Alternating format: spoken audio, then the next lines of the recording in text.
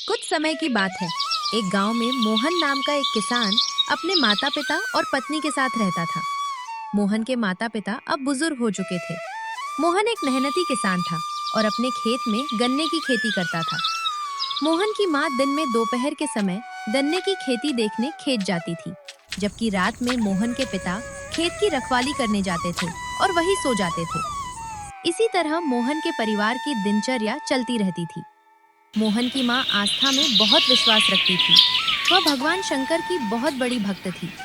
वह दिन भर भगवान शंकर का स्मरण करती रहती और माला जप करती रहती थी। कुछ दिन बीत गए। एक दिन भगवान शंकर माता पार्वती के साथ कैलाश पर्वत पर बैठे हुए बातचीत कर रहे थे। तभी माता पार्वती ने भगवान शंकर से कहा, प्रभु, बहुत दिन हो गए हैं, हम लोग कहीं भ्रमण करने नहीं गए। तब भगवान शंकर बोले, देवी, अब कहाँ घूमने जाएं? कलयुग में कोई भी भगवान को याद नहीं करता, ना ही पूजा पाठ करता है। हम यही प्रसन्न हैं। ये सुनकर माता पार्वती बोली, प्रभु, आप मेरी बात कभी नहीं मानते। आप तो दिन रात जप करते रहते हैं और मैं यहाँ दिन भर बैठी बैठी ऊब जाती हूँ। चलिए ना प्रभु, हम भी कहीं भ्रमण करके आते हैं। माता पार्वती ने बहुत आग्रह किया। अंत में भगवान शंकर माता पार्वती के साथ भ्रमण पर जाने के लिए मान गए। भगवान शंकर बोले, देवी, आप ठीक कह रही हैं। चलिए 2-3 दिन के लिए कहीं भ्रमण करके आते हैं। इसके बाद भगवान शंकर और माता पार्वती भ्रमण के लिए निकल पड़े। दोनों ने अपना रूप बदल लिया और पृथ्वी पर आ गए। पृथ्वी पर आकर भगवान शंकर ने देखा कि सब कुछ बहुत बदल चुका है। कोई भी पूजा पाठ नहीं कर रहा। हर चीज पहले से अलग हो चुका था। उस समय गर्मी का मौसम था और बहुत तेज गर्मी पड़ रही थी। चलते चलते माता पार्वती को बहुत प्यास लगने लगी। माता पार्वती ने कहा, प्रभु, मुझे बहुत प्यास लग रही है। भगवान शंकर इधर उधर देखने लगे। कुछ दूर आगे बढ़ने पर उन्हें एक खेत में एक झोपड़ी दिखाई दी। भगवान शंकर और माता पार्वती दोनों उस खेत की झोपड़ी के पास पहुंचे। उस झोपड़ी में मोहन की माँ गन्ने की रखवाली कर रही थी।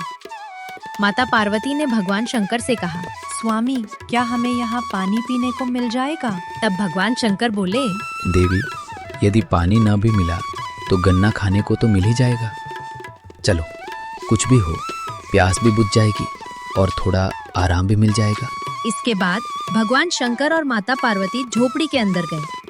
मोहन की माँ ने देखा कि उसके यहाँ 2 मेहमान आए हैं। वो तुरंत दोनों को झोपड़ी के अंदर बुलाकर बैठने को कहती है। फिर वो दोनों मेहमानों को पानी पिलाती है और उनकी अच्छे से सेवा करती है। इसके बाद मोहन की माँ बोली, बेटा, तुम लोग कहाँ से आए हो? बहुत दूर के लगते हो और थके हुए भी दिख रहे हो। मोहन की माँ की बातें सुनकर माता पार्वती बहुत प्रसन्न हो गईं और पूरा मन भरकर पानी पीने लगी। मोहन की माँ दोनों मेहमानों से प्रेम पूर्वक बातचीत करती रही, पर उसे ये पता नहीं था कि वे दोनों भगवान शंकर और माता पार्वती हैं।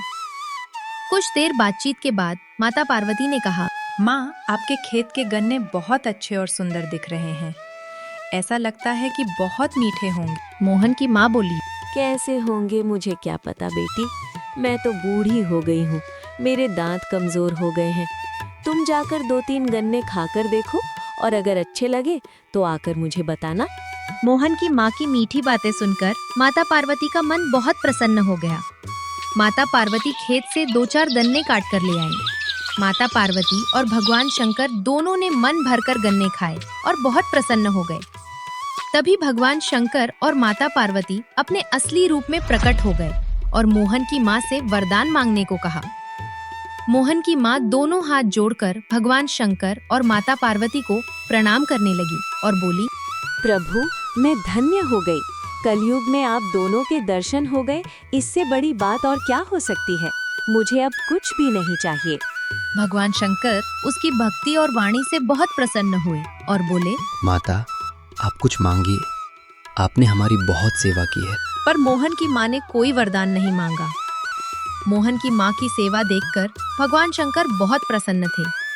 इसलिए उन्होंने मोहन की माँ को 20 वर्ष की सुंदर युवती बना दिया, जिसका रूप अत्यंत मनमोहक था। इसके बाद भगवान शंकर और माता पार्वती वहां से चले गए। शाम के समय मोहन खेत में आया। झोपड़ी में उसने एक बहुत सुंदर और जवान युवती को देखा। मोहन ने पूछा, आप कौन है देवी? यहाँ कैसे आई? मेरी माँ कहाँ है? तब वो युवती हंसने लगी और बोली, बेटा मुझे पहचानो। मोहन बोला। मैं आपको नहीं पहचान पा रहा। तब वो युवती बोली। मैं तुम्हारी माँ हूँ। फिर उसने पूरी घटना मोहन को विस्तार से बता दी। सब कुछ सुनकर मोहन बहुत खुश हुआ और अपनी माँ को घर ले आया। मोहन ने इस बात को अपनी पत्नी को बताई। ये बात सुनकर मोहन की पत्नी भी बहुत खुश हुई, लेकिन वो मन ही मन सोचने लगी कि यदि भगवान उसकी माँ को भी ऐसा वरदान दे देते तो कितना अच्छा होता। उसने ये बात मोहन को बताई। इसके बाद मोहन अपने ससुराल गया और अपनी सास को अपने घर ले आया। अगले दिन सुबह मोहन ने अपनी सास को गन्ने की रखवाली के लिए खेत भेज दिया। कुछ दिन बीत गए।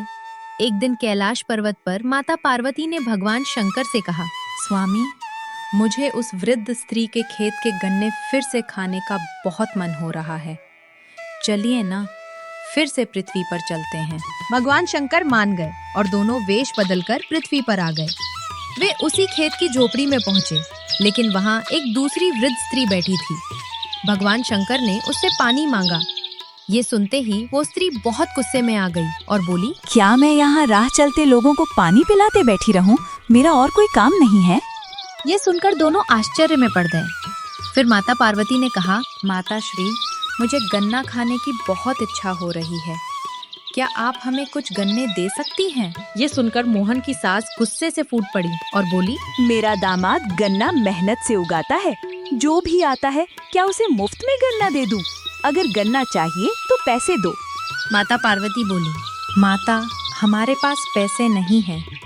यदि आप बिना पैसे के दे सकें तो कृपा करें। इस पर वो स्त्री चिल्लाने लगी, भाग जाओ यहाँ से, वरना लाठी से मारकर भगा दूंगी। ये सुनकर भगवान शंकर क्रोधित हो गए और उन्होंने मोहन की सास को श्राप देकर बकरी बना दिया और वहां से चले गए। शाम को जब मोहन खेत में आया तो बकरी की आवाज सुनकर बोला, यहाँ बकरी कहाँ से आ गई? वो समझा कि बकरी गन्ना खाने आ गई है। उसने पास में पड़ा डंडा उठाकर बकरी को मारना शुरू कर दिया।